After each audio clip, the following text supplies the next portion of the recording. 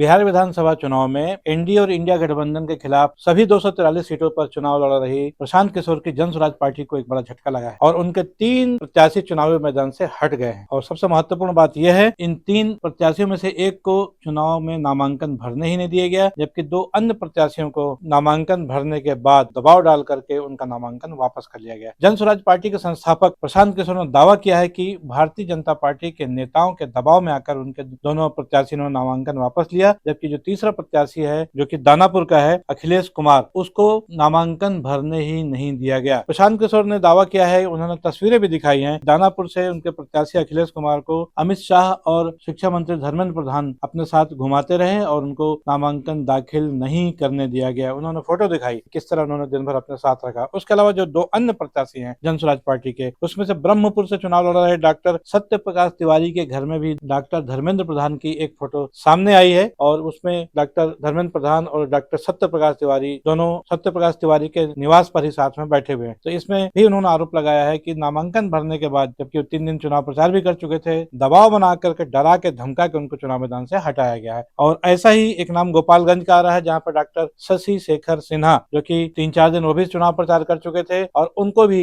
डरा धमका कर दबाव बनाकर चुनाव मैदान से हटने के लिए मजबूर कर दिया गया है। तो देखा जाए तो इस समय प्रशांत किशोर का गुस्सा है भारतीय जनता पार्टी के ऊपर कस के फूट पड़ा। उन्होंने दावा किया, अमित शाह जो अपने आप को चाणक्य कहते हैं, इस तरह से यदि वो अपनी चाणक्य की नीति करें तो वो तो लोकतंत्र के लिए खतरा है। उन्होंने निर्वाचन आयोग से भी आग्रह किया है, उम्मीदवारों की सुरक्षा सुनिश्चित होनी चाहिए, जो कि फिलहाल नहीं हो रही है। ये देखिए, ये है भारत के गृह मंत्री, ये भारत के गृह मंत्री हैं अमित शाह। अमित शाह जी हैं भारत के गृह मंत्री और साथ में है धर्मेंद्र प्रधान, जो भारत सरकार के मंत्री हैं और भाजपा के यहाँ चुनाव के अधिकारी हैं, प्रभारी हैं। देखिए आप लोग, आचार संहिता की बात होती है, वोटरों को डराने खरीदने पर आचार संहिता लागू है, लेकिन सामने का जो उम्मीदवार है उसको भारत के गृह मंत्री अपने साथ खड़ा किए हुए हैं, पूरे दिन बैठाए हुए हैं ताकि वो नामांकन भी ना कर सके। ये है भाजपा के चाल चरित्र चेहरा।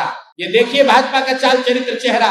और बता रहे हैं ट्विटर पे बैठ के कि जन स्वराज के उम्मीदवार भाग रहे। आप बताइए, कोई साधारण व्यवसायी जो राजनीति करता है उसको भारत के गृह मंत्री अगर बुलाकर अपने साथ बैठा ले तो उसके पास क्या विकल्प बचेगा। और कहाँ है चुनाव आयोग? एक वोटर को आप पैसा देते हुए, डराते हुए अगर दिख जाए तो आप पर इल्जाम लगता है कि आपने आचार संहिता का उल्लंघन किया।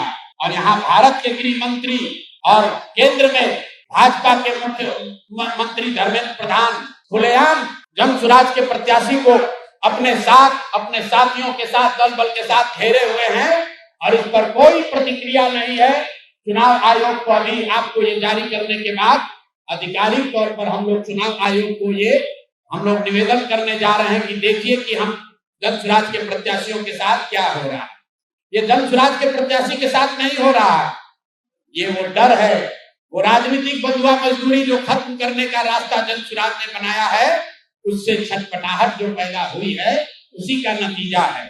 बहरहाल इन 3 घटनाओं के बाद जन स्वराज पार्टी के प्रशांत किशोर एकदम से आग बबूला है और फ्रंट फुट पर आकर के सीधे उन्होंने एनडीए और भारतीय जनता पार्टी के खिलाफ, खास तौर पर अमित शाह के खिलाफ एक ढंग से मोर्चा खोल रखा है। आपको बता दें कि बिहार का विधानसभा चुनाव जो कि पहले चरण का 6 नवंबर को होना है, दूसरे चरण का 11 नवंबर को होना है और 20 तारीख नामांकन की आखिरी तारीख थी जो कि दूसरे चरण की। उसका नामांकन वापसी का जो अंतिम दिन है वो 23 अक्टूबर है, गुरुवार को। इसलिए ये खतरा और मंडरा रहा है कि अभी 24 घंटे बाकी है, शायद कुछ और नाम भी इसी तरह से वापस लिए जा सकते हैं। यदि ऐसा होता है तो निसंदेह आने वाले समय में जो बिहार का जो रण है बहुत ही गंभीर हो जाएगा। स्वाभाविक सी बात है कि जो ट्रायंगुलर कॉन्टेस्ट बना हुआ है, एक तरफ एनडीए गठबंधन है, दूसरी तरफ इंडिया गठबंधन है, इसमें आरजेडी और कांग्रेस लेफ्ट की पार्टियां शामिल है। इस बीच में जन स्वराज पार्टी एक तीसरा मोर्चा बनकर उभरी थी और एक ट्रायंगुलर कॉन्टेस्ट की स्थितियां बन रही थी। लेकिन जिस तरीके से 3 प्रत्याशियों को चुनाव मैदान से कूटनीति के तहत हटाया गया जन स्वराज पार्टी के, उससे प्रशांत किशोर ने नई नीति बनाई हुई है और देखना है कि उनका अगला कदम किस तरह का होगा और बचे हुए दिनों में वो अपने पार्टी के लिए किस तरह से रणनीति बनाते हैं। आपको ये बात मालूम ही है कि प्रशांत किशोर चुनाव लड़ने की घोषणा पहले उन्होंने की थी राघोपुर से तेजस्वी यादव के खिलाफ। बाद में अपने ही पार्टी के अन्य नेताओं की सिफारिश पर उनके बातचीत करके उन्होंने चुनाव न लड़ने का फैसला लिया और पूरे 243 सीटों पर वो प्रचार के लिए निकलने वाले थे, लेकिन 3 सीटें कम हो चुकी हैं, तो 240 सीटों पर अब जनसुराज पार्टी चुनाव लड़ेगी। देखना है कि उनका समर्थन इन 3 सीटों पर किस प्रत्याशी के पक्ष में रहता है। बहरहाल आपको ये भी बता दें कि ऐसी ही 3 और सीटें हैं जहां से नामांकन रद्द हो चुके हैं और भी एनडीए और इंडिया गठबंधन के लोगों के, और इसमें से इंडिया गठबंधन के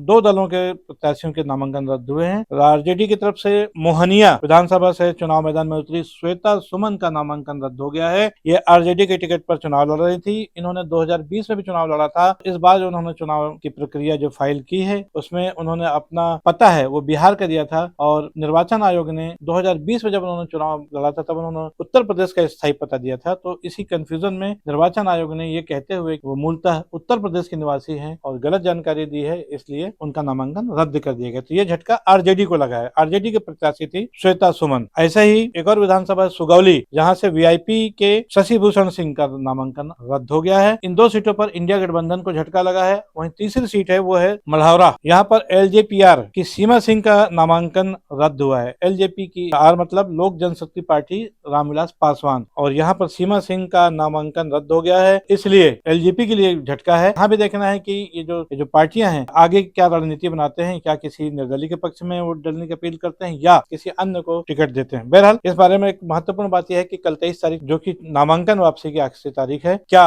कुछ और नामांकन वापस होते हैं, उसके बाद ही चुनावी तस्वीर साफ हो पाएगी गुरुवार की शाम को। इसके बाद चुनाव प्रचार का जो है अभियान तेजी पकड़ेगा। लेकिन महत्वपूर्ण बात है कि बिहार में विधानसभा चुनाव है और दीपावली अभी अभी खत्म हुई है। अब दीपावली के बाद जो सबसे बड़ा त्योहार होता है वो होता है छठ पर्व का। बिहार में 26, 27 और 28 2-3 दिनों में छठ पर्व को मनाया जाना है। उसके बाद सही मायने में चुनावी जो रफ्तार है वो तेजी पकड़ेगी। फिलहाल 23 अक्टूबर का दिन महत्वपूर्ण है क्योंकि नामांकन वापसी का है। उसके बाद सभी राजनीतिक दल किस तरह से अपने चुनाव अभियान की शुरुआत करते हैं और आगे क्या क्या नए नए रंग चुनाव प्रचार के दौरान देखने को मिलते हैं, कितने पैतरेबाजी होती है, ये बहुत महत्वपूर्ण विषय रहेगा क्योंकि इस बार बिहार का चुनाव कई मायनों में अलग रंग दिखाएगा। जहां तक इंडिया महागठबंधन की बात है तो एक बार फिर तेजस्वी यादव और राहुल गांधी चुनाव प्रचार के दौरान साथ में नजर आएंगे। वहीं पर अमित शाह, नरेंद्र मोदी, यूपी के चीफ मिनिस्टर आदित्यनाथ सहित तमाम बड़े नेता, क्योंकि भारतीय जनता पार्टी बिहार चुनाव को किसी भी कीमत पर एक बार फिर जीतना चाहती है, इसलिए तमाम साम दाम दंड भेदी की नीति जरूर अपनाएगी, इसमें कहीं कोई शक नहीं है। बीजेपी ऐसा करती भी है। पिछले तमाम जो अन्य राज्यों के चुनाव है उसमें सब बातें देखने को मिलती है। लेकिन सबसे महत्वपूर्ण बात है कि जो विपक्षी गठबंधन है बीजेपी और एनडीए के जो नीतियां हैं उसका किस तरह से काट करती हैं, किस तरह से जवाब देती हैं, ये बहुत महत्वपूर्ण है। इस पर सभी की नजरें रहेंगी। इस खबर में आज के लिए बस इतना ही। मैं हूं बीडी निजामी और आप देख रहे हैं न्यूज T20। हमारी ये खबर आपको कैसी लगी इस पर अपनी राय अवश्य दें। खबर को लाइक करना न भूलें और चैनल को सब्सक्राइब करना भी। कल फिर मिलेंगे किसी नई खबर के साथ, तब तक के लिए दीजिए इजाजत। जय हिंद, जय भारत, जय छत्तीसगढ़।